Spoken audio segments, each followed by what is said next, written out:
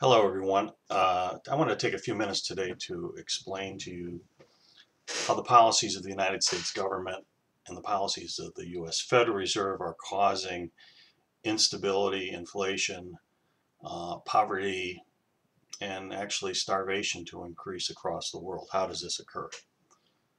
Today, we're seeing more and more instability in the Middle East countries and some of the poorer countries of the world. We're seeing rioting, people trying to overthrow governments, et cetera, et cetera. The U.S. government is directly and indirectly responsible for some of these things happening by their monetary policies. And this is how that occurs. Okay, we know today that the U.S. government is carrying a humongous debt. It has to finance that debt. One of the ways that it finances that debt is by printing dollars. It has the Federal Reserve, the central bank, print the dollars, which are worth nothing, and dump them into the system by buying up the United States debt.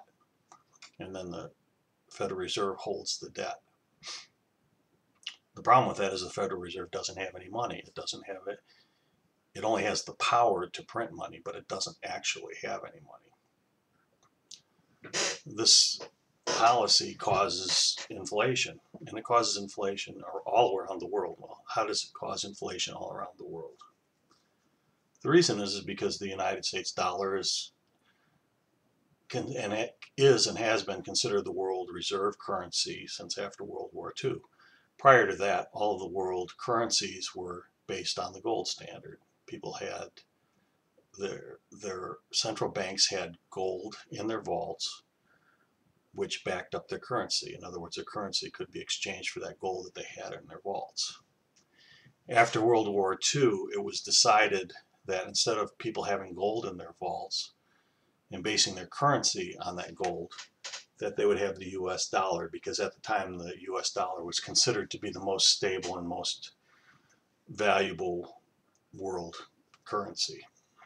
So the world agreed to this, and from then on the countries around the world based the value of their currency on what they had in their central banks, which was US dollars. So let's take a hypothetical country of Botswana. We'll assume Botswana has a currency called the Botswana.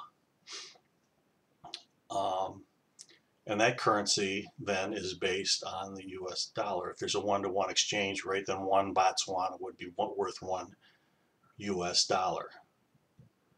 Now, when a country wanted to sell Botswana something, the way that exchange would take place is they would come to Botswana, say, with 100 pounds of grain, and that would cost the Botswana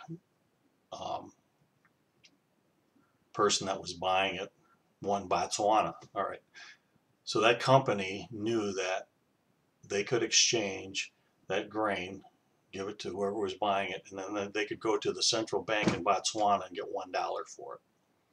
So you can see how that, if everybody thinks the dollar is valuable, desirable to have, that stabilizes the exchange of foreign transactions. It makes them easier to make, because everybody then recognizes the value of the dollar, so it can be used and exchanged all over the world. Well, what happens then today when a country has their currency based on the US dollar and we devalue that currency? Well, when we devalue the currency inflates, it becomes worth less. So all of the US currency, dollars, in Botswana's central bank becomes worth less. Say it becomes worth less by half. Well, then the Botswana, assuming that nothing else changes, becomes worth half as much. All right, so in the United States, if, say for instance, the price of feeding myself for a day is $10, and money becomes inflated so that it costs me $20 to buy food to feed myself for a day. Well, I can handle that because I'm making, $500 a day maybe. $200 a day, whatever you're making, you're not going to starve. Okay, you can still buy your food. Well, in Botswana, that might be a totally different story because they might be only making $10 a day. So if it costs them at one point $10 a day, all their money to feed themselves, well, they can feed themselves. If all of a sudden it costs them 20 Botswanas to feed themselves, they're going to starve. So that's what's going on in the world.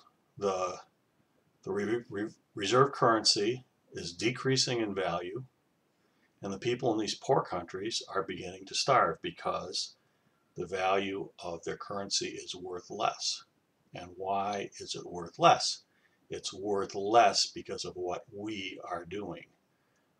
Spending too much money, borrowing too much money, and then printing the money, which is devaluing the currency, and not only devaluing the currency here, but devaluing the currency all over the entire world.